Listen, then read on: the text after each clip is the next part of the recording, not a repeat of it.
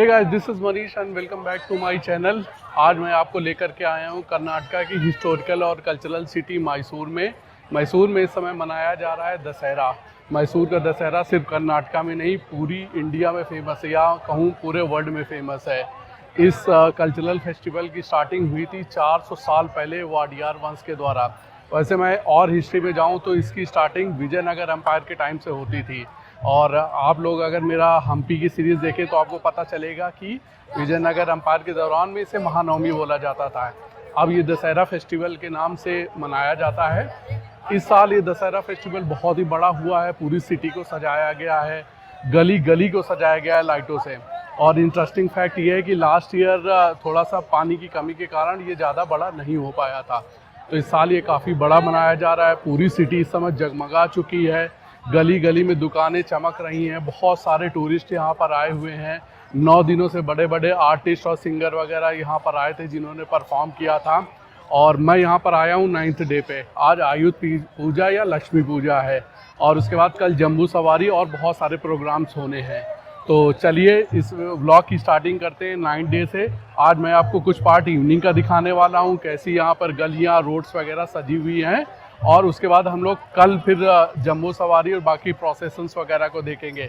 तो बिना देरी के चलिए स्टार्ट करते हैं इस ब्लॉग को। मैसूर का दशहरा एक ऐसा पर्व है जो सदियों से कर्नाटका के इतिहास, परंपराओं और संस्कृति का प्रतीक बना हुआ है। इसे नवमी के बाद 10वें दिन मनाया जाता है, यही कारण है कि इसे दशहरा कहते हैं।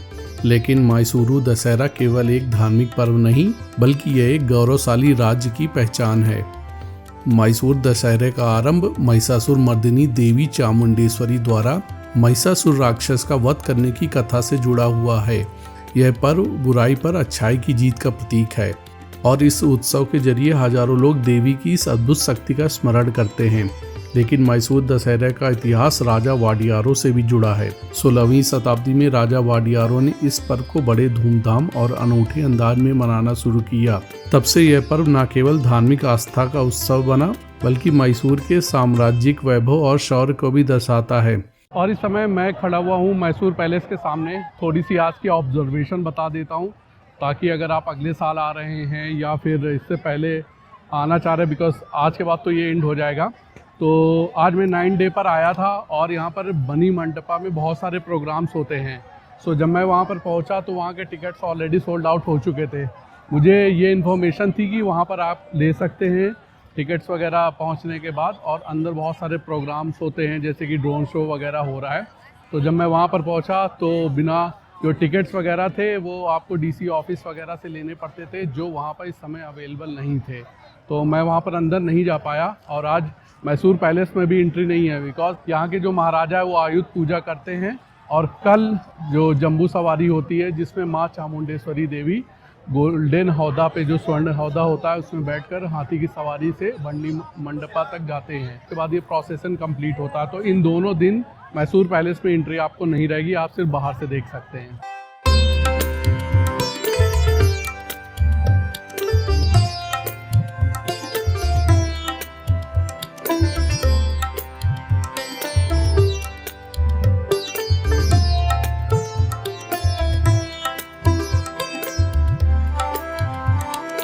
और जैसा कि आप लोग देख सकते हैं इस समय सिटी में बहुत ही ज़्यादा भीड़ है।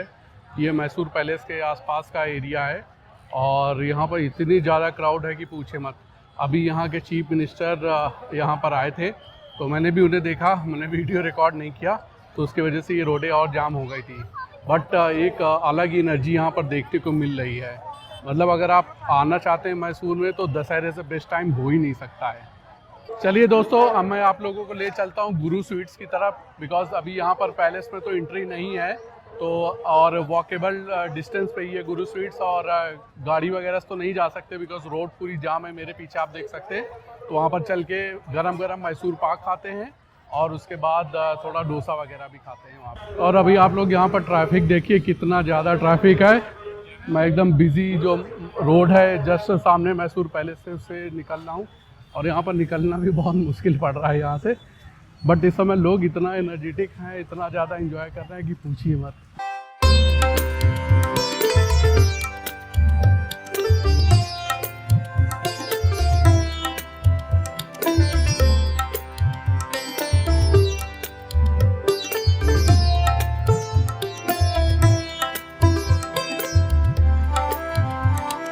सो दोस्तों, मैं इस समय देवराज वुड्स मार्केट में घूम रहा हूँ और यहाँ पर थोड़ी सी वॉइस है, इसलिए आप लोगों को नहीं सुनाई पड़ रहा होगा। और यहाँ की एनर्जी इस समय देखनी ही बनती। मैसूर दशहरा में यहाँ की जो मार्केट्स हैं, पूरा सिटी है एकदम बहुत अच्छे से सजा हुआ है। और ये रही यहाँ पर गुरु स्वीट्स।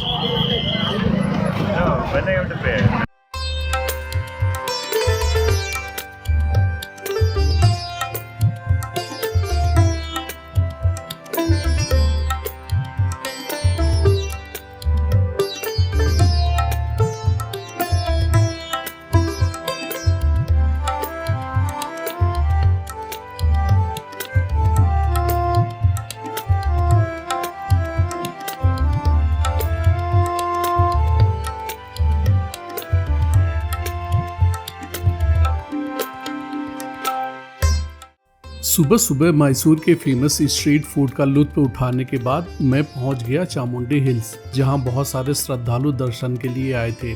और आप यकीन नहीं मानेंगे, माता चामुंडी ने मुझे रास्ते में ही दर्शन दे दिए। कैसे, चलिए अभी बताता हूँ। सुप्रभात दोस्तों। मैं इस समय पहुंच चुका हूं चामुंडी देवी के मंदिर में। आज मैसूर में हमारी जो सुबह हुई है बहुत ही अच्छी हुई थी और जो स्टार्टिंग मैं कर रहा हूँ यहाँ पर दर्शन करके। आज 10वां दिन है और आज दशहरा है। आप सबको दशहरे की बहुत बहुत शुभकामनाएं। और यहाँ पर दर्शन करने के बाद मैं सीधे जाऊँगा मैसूर पैलेस, क्योंकि वहीं पे सारे प्रोसेसन होंगे। और यहाँ से जो एक मूर्ति है चामुंडी देवी की, वो पहले ही नीचे जा चुकी है।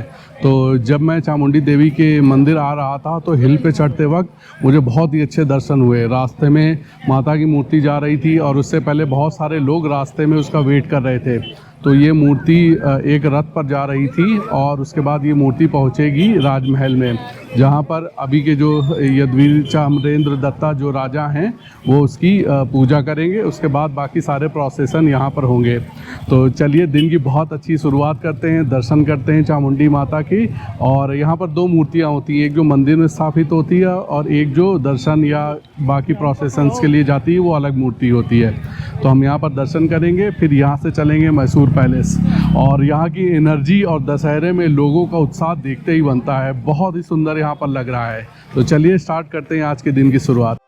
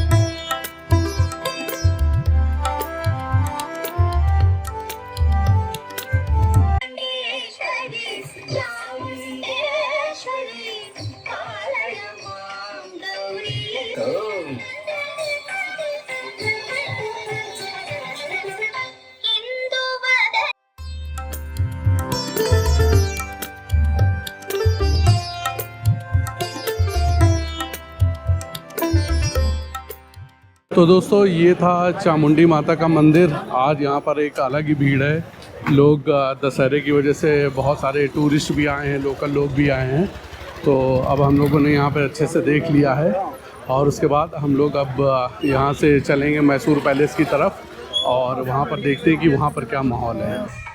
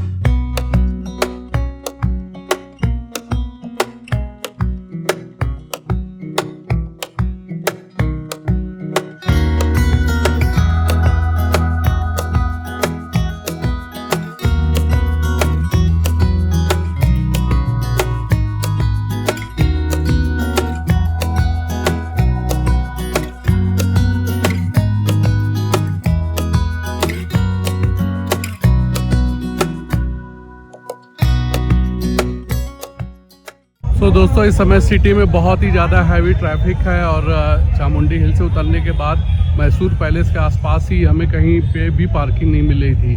2 घंटे करीब हम लोग भटकते रहे, फिर समहाउ हमें पार्किंग मिली। तो अभी भी जम्बू सवारी और प्रोसेसन में करीब 1 से 2 घंटे का समय है। तो हम लोग यहीं पे पास में ही फ्रूट फ्लावर शो लगा हुआ है, उसी की टिकट लेकर के अंदर आ गए हैं। 50 रुपीज़ का इसका टिकट है। तो चलिए अंदर चलते हैं और देखते हैं क्या क्या है यहाँ पर।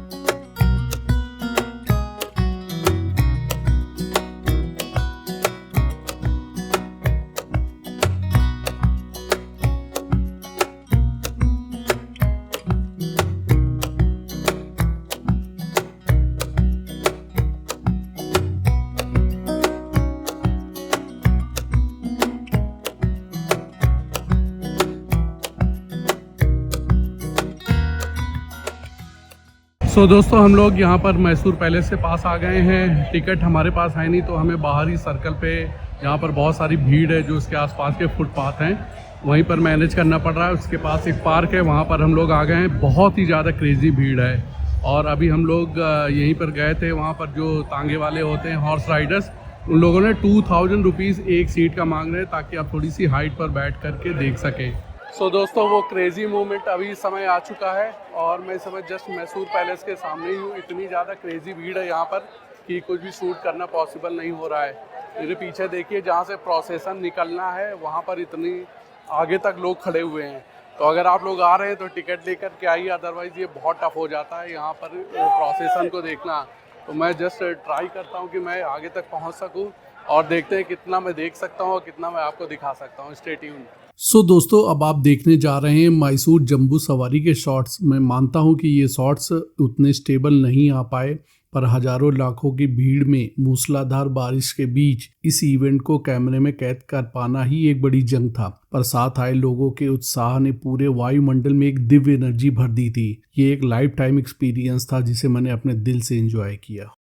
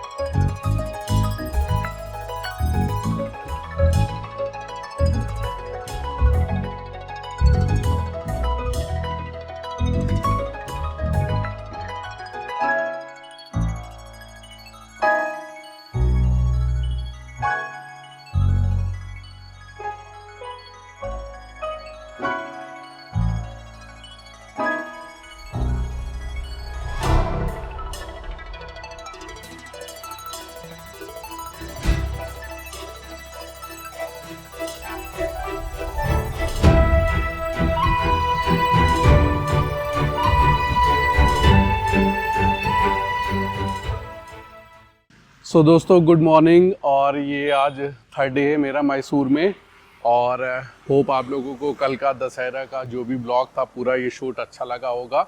और थोड़ी सी टिप्स वगैरह मैं आप लोगों को दे देता हूँ पूरे दशहरा में जो मैंने यहाँ पर फील किया, जो मैंने घूमा गली गली में।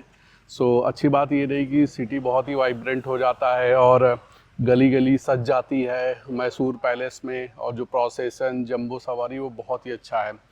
कॉन्स जो मुझे यहाँ पर जो महसूस हुए, या आप केयरफुल हो सकते हैं नेक्स्ट टाइम अगर आप दशहरा में आ रहे हैं तो अगर आप विदाउट टिकट्स के आ रहे हैं तो आपको बहुत ज़्यादा सफ़र करना पड़ सकता है। बिकॉज एक तो गोल्ड कार्ड होता है 6500 का, जिसमें आप मैसूर पैलेस के अंदर बैठकर सारे प्रोसेसन को देख सकते हैं बिफोर वो रोड पर जाता है। जंबू सवारी और बाकी गोल्डन हौदा या जितने भी टैबलूज वगैरह जाते हैं वो आप वहीं पर देख सकते हैं। दूसरा जो ये प्रोसेसन है ये बनी मंडप तक जाता है, और बहुत सारे प्रोग्राम बनी मंडप के अंदर होते हैं, ड्रोन शो और बहुत सारी चीज़ें हुई थी, तो उसके लिए भी टिकट था। वो टिकट ऑलरेडी सोल्ड आउट हो चुके थे। और जब मैंने जा कर के पता किया तो लोगों ने मुझे बताया कि ये डीसी ऑफिस वगैरह से ही मिलते हैं। एक टिकट वहाँ पर अवेलेबल नहीं था, कोई एंट्री नहीं थी, तो अंदर जा नहीं सकते थे। एटलीस्ट गवर्नमेंट से मेरी एक रिक्वेस्ट है कि कुछ टूरिस्ट के लिए कुछ टिकट्स आप रिज़र्व रखिए कि अगर कोई सेम डे आता है तो वहीं पर परचेज़ करके अंदर जा सके। तो वो था इशू। और उसके बाद फिर अगर आपके पास मेन गोल्ड कार्ड नहीं है तो रोडों पर खड़े होकर प्रोसेसन देखने के लिए इतनी ज़्यादा भीड़ थी, इतनी 4-5 लेयर्स थी कि आप पहुंच ही नहीं पाएंगे। समहाउ मैंने मैनेज करके शूट किया। और अगर कहीं रेन वगैरह हो जाती तो पूछिए मत। अगर आप फैमिली के साथ हैं, बच्चों के साथ हैं, तो बिल्कुल अवॉइड करिए, बिकॉज क्राउड क्रेजी हो रही थी वहाँ पर। और ये उनकी गलती नहीं, बिकॉज ये टाइम ही ऐसा रहता है, एनर्जेटिक टाइम रहता है। सो अवॉइड करिए कि बहुत ज़्यादा भीड़ में अगर आप लोग आ रहे हैं तो बहुत टिकट वगैरह लेकर के आइए और एडवांस में बुकिंग रखिए। होटल्स के चार्जेस भी बहुत ज़्यादा हो जाते हैं, मतलब 2 से 3 गुने चार्जेस हो जाते हैं।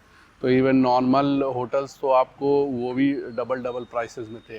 तो अगर आप दशहरा की तैयारी कर रहे हैं तो काफ़ी एडवांस में करके आइए।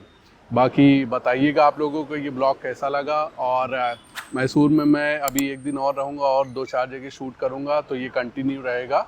बट इस ब्लॉग को यहीं एंड करते हैं। मैं आपसे मिलता हूँ अगले ब्लॉग में। Till then take care, bye bye.